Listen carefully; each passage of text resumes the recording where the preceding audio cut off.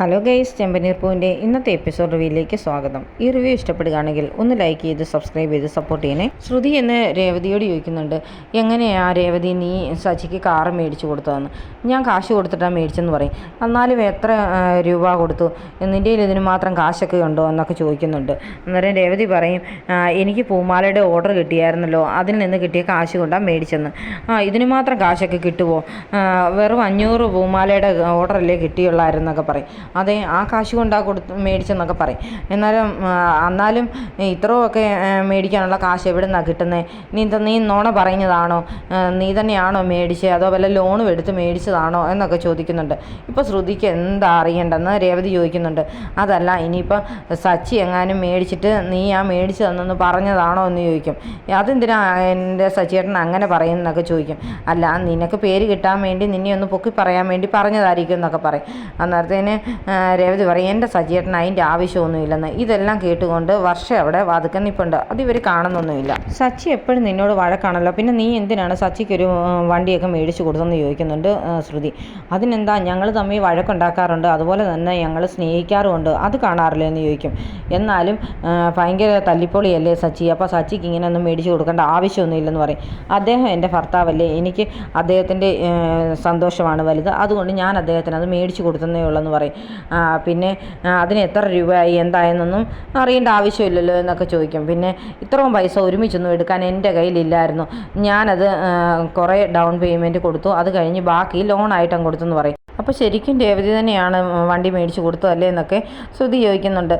ഇതിൻ്റെ ആവശ്യം ഉണ്ടായിരുന്നോ എന്നൊക്കെ ചോദിക്കുമ്പോഴത്തേന് രേവതി പറയും, എനിക്ക് എൻ്റെ ഭർത്താവിൻ്റെ സ്നേഹമാണ് വലുത്, പിന്നെ ഭാര്യയും ഭർത്താവും തമ്മിൽ അങ്ങനെ പല പ്രശ്നങ്ങളും ഉണ്ടായെന്നിരിക്കും, എന്നാലും അവർ പരസ്പര സ്നേഹത്തോടെയാണ് കഴിയുന്നതെന്നൊക്കെ പറയുന്നുണ്ട്. അത് കേട്ടുകൊണ്ട് അങ്ങോട്ട് വരുവാണ് വർഷ പറയും, ഇതിപ്പം രേവതി ചേച്ചിയുടെ ബാങ്ക് സ്റ്റേറ്റ്മെൻറ്റ് എടുത്താൽ പോലും ശ്രുതി ചേച്ചിക്ക് പറ്റത്തില്ലായിരിക്കുമല്ലോ, ഇതുവരെയും കാണിച്ചു തരേണ്ട ആവശ്യം വരുമോ എന്നൊക്കെ ചോദിക്കും. അന്നേരത്തേന് ശ്രുതി നിന്ന് പരുങ്ങാണ്, ഞാൻ അങ്ങനെയൊന്നും ഓർത്തില്ല, ഞാൻ ചുമ്മാ ചോദിച്ചെന്നേ ഉള്ളൂ എന്നൊക്കെ പറയും.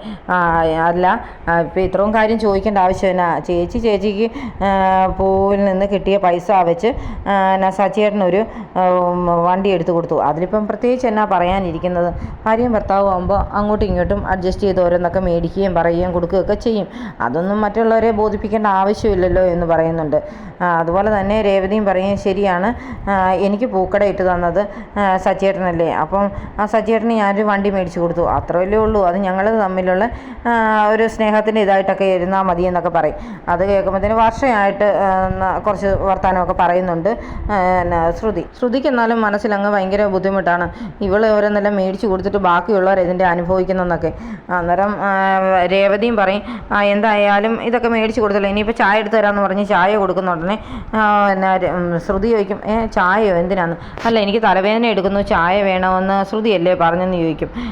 ഓ ശരിയാന്നൊക്കെ പറഞ്ഞ് ചായ മേടിച്ച് കുടിക്കുന്നുണ്ട്. അന്നേരം വർഷയ്ക്കും ഒരു ഗ്ലാസ് ചായ രേവതി കൊടുക്കും. പിറ്റേ ദിവസം വർഷയുടെ അമ്മ അങ്ങോട്ട് വരുന്നുണ്ട്. ചന്ദ്രമതി ഓടിച്ചൊന്ന് സ്വീകരിക്കുകയും അകത്തേക്ക് ആനയിക്കുകയൊക്കെ ചെയ്യുന്നുണ്ട്. എന്നിട്ട് വന്ന് വിളിക്കും, രേവതി ഇങ്ങോട്ട് വരാൻ പറയും. അപ്പോഴത്തേന് ശ്രുതി അങ്ങോട്ട് ഇറങ്ങി വന്നിട്ട് പറയും, രേവതി ഇവിടെ ഇല്ല, എന്തോ ഡെലിവറി ഉണ്ടായിരുന്നു, അത് കൊടുക്കാൻ പോയതെന്ന് പറയും. എന്താ ഇതിന് മാത്രം ഡെലിവറി ചെയ്യാനിരിക്കുന്നത്, ഒരു പൂവല്ലേ എന്നൊക്കെ ചോദിക്കും. എൻ്റെ വർഷയുടെ അമ്മയെ ഇത് പോലെ ഒരു നാണക്കേടില്ല, മരുമോള് പുതിയ പൂക്കട തുടങ്ങിയിരിക്കുന്നത്, ഇവിടെ ഒരു പൂക്കട തുറക്കേണ്ട ആവശ്യമൊന്നും ഈ വീട്ടിനില്ല എന്നൊക്കെ പറയും. അന്നേരത്തേന് വർഷയുടെ അമ്മ പറയും, അതിനെന്താ, നല്ല കാര്യമല്ലേ, വർഷ വിളിച്ചപ്പം പറഞ്ഞായിരുന്നു രേവതി ഒരു പൂക്കട തുടങ്ങിയെന്ന്, അതൊരു ബിസിനസ് അല്ലേ, നല്ല കാര്യമാണെന്നൊക്കെ പറയുമ്പോഴത്തേന് ചന്ദ്രമതിക്ക് അതങ്ങോട്ട് ഇഷ്ടപ്പെടുന്നൊന്നുമില്ല. എന്തായാലും നിങ്ങളുടെ പേര് തന്നെയല്ലേ ഇട്ടിരിക്കുന്നത്, ചന്ദ്രമതി ഫ്ലവർ ഷോപ്പ് എന്നല്ലേ, ഇനിയിപ്പം ശ്രുതിയുടെ ബ്യൂട്ടി പാർലറിനും ചന്ദ്രമതി എന്ന് പേരിട്ടിട്ടില്ലല്ലേ എന്നൊക്കെ ചോദിക്കുമ്പോഴത്തേന് അത് കേൾക്കുമ്പോഴത്തേന് ഉടനെ ചന്ദ്രമതി ശ്രുതി ഒന്ന് നോക്കുന്നുണ്ട്. ശ്രുതി ഉടനെ മനസ്സിലോർക്കും, ഇവർക്ക് ഇതൊക്കെ പറയേണ്ട വല്ല ആവശ്യമുണ്ടോ, ഇനി ഇവിടെ നിന്നാൽ പ്രശ്നമാകും, നേരെ അടുക്കളയിലോട്ട് പോകാമെന്ന് പറഞ്ഞ് ഞാൻ ചായ ഇട്ടുകൊണ്ട് വരാം ആൻറ്റി എന്നൊക്കെ പറയും. അന്നേരത്തേനും ഉടനെ പറയും, വേണ്ട, ഞാൻ ചായ ഒന്നും കുടിക്കാനിരിക്കുന്നില്ല, ഇവിടെ ഇരിക്കും, ഒരു കാര്യം പറയാനുണ്ടെന്ന് പറഞ്ഞ് ഇവരെ രണ്ടുപേരെയും പിടിച്ചിരുത്തിയിട്ട് പറയും, എന്തായാലും മക്കൾ രണ്ടുപേരും സ്നേഹിച്ച് ഇറങ്ങി പോന്നു. ആരെ അറിയിച്ചില്ല, ഒരു ഫംഗ്ഷനൊന്നും നടത്താൻ പറ്റിയില്ല. അതുകൊണ്ട് ഇനിയിപ്പോൾ അവർ സ്നേഹത്തോടെ കഴിയുന്നുണ്ടെന്നുള്ള കാര്യം എല്ലാവരെയും അറിയിക്കേണ്ട ചുമതല നമുക്കില്ലേ, അതുകൊണ്ട് ഒരു ഫംഗ്ഷൻ നടത്തണമെന്നാണ് ഞാൻ വിചാരിക്കുന്നതെന്ന് പറയും. അത് കേൾക്കുമ്പോൾ ചന്ദ്രമതിക്ക് ഒരുപാട് സന്തോഷമാകുന്നുണ്ട്. എന്ത് ഫംഗ്ഷനാണെന്ന് ചോദിക്കുമ്പോൾ പറയും, എന്തായാലും ഇനി ഇപ്പോൾ റിസപ്ഷനൊന്നും നടത്താൻ പറ്റത്തില്ലല്ലോ, കുറച്ച് നാളായില്ലേ കല്യാണമൊക്കെ കഴിഞ്ഞിട്ട്, അതുകൊണ്ട് ഒരു താലിമാറ്റൽ ചടങ്ങായിട്ട് നടത്താമെന്നൊക്കെ പറയും.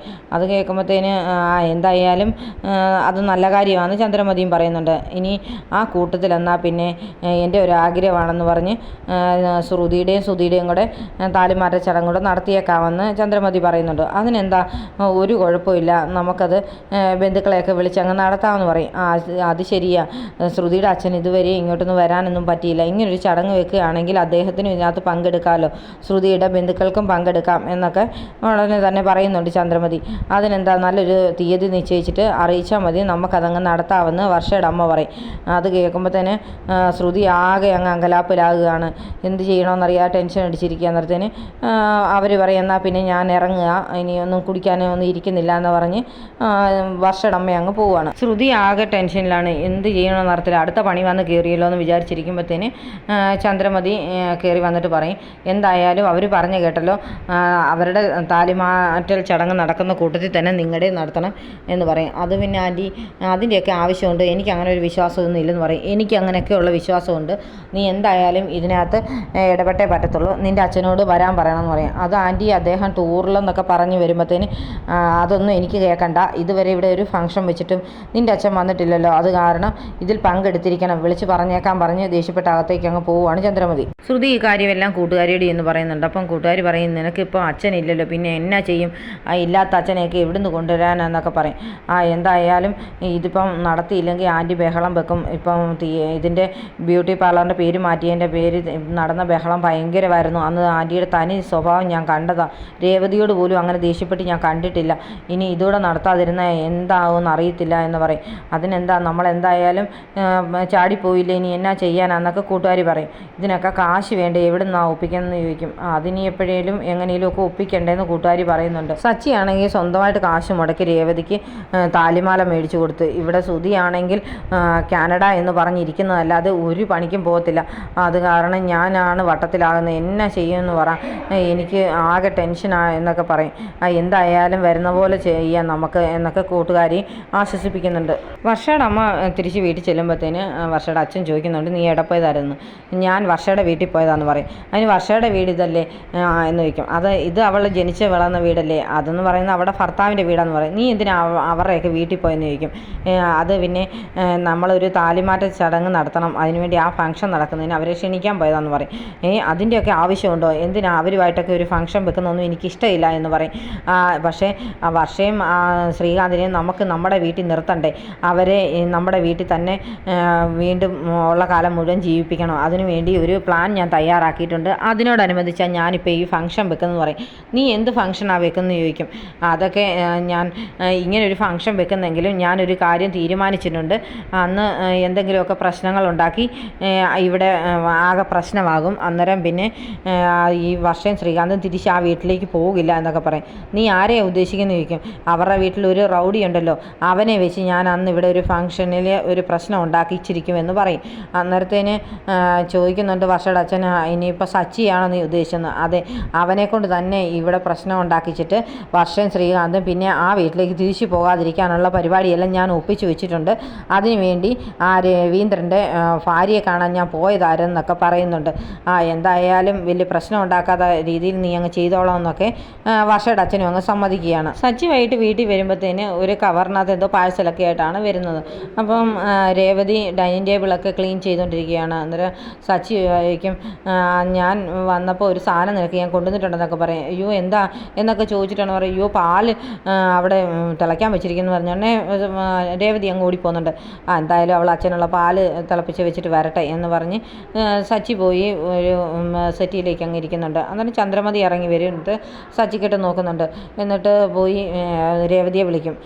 രേവതി പാല് കൊണ്ടുവരാൻ പറയും. നിൻ്റെ എന്നാ ചെവി ഏക്കത്തിലെ, പാല് തിളപ്പിച്ചുകൊണ്ട് എടുത്തുകൊണ്ട് വരാൻ പറഞ്ഞ് ബഹളം വെക്കുന്നുണ്ട്. അന്നേരം രേവതി കൊണ്ട് ഇന്ന് അമ്മയെ പാലെന്ന് മഞ്ഞ് കൊണ്ട് കൊടുക്കും. ഉടനെ ചന്ദ്രമതി ചോദിക്കും, നാളത്തേക്കുള്ള അരി അരച്ച് വെച്ചോന്ന് ചോദിച്ചും. അരി അരച്ച് വെച്ച അമ്മയെന്ന് പറയും. പിന്നെ ആ സിങ്കിൽ കിടന്ന പാത്രം എല്ലാം കഴുകിയെന്നിരിക്കും, കഴുകി വെച്ചെന്ന് പറയും എന്നൊക്കെ പറഞ്ഞ് ഇങ്ങനെ ദേഷ്യപ്പെടുന്നതൊക്കെ കണ്ടുകൊണ്ട് ഇങ്ങനെ സച്ചി നോക്കിയിരിക്കുകയാണ്. അന്നേരം സച്ചി എഴുന്നേറ്റ് വന്ന് ഇവരെ രണ്ടെണ്ണം പറയാനുള്ള സാധ്യതകളെല്ലാം കാണുന്നുണ്ട്. ഇത്രയും കാണിച്ചുകൊണ്ടാണ് ഇന്നത്തെ എപ്പിസോഡ് അവസാനിക്കുന്നത്.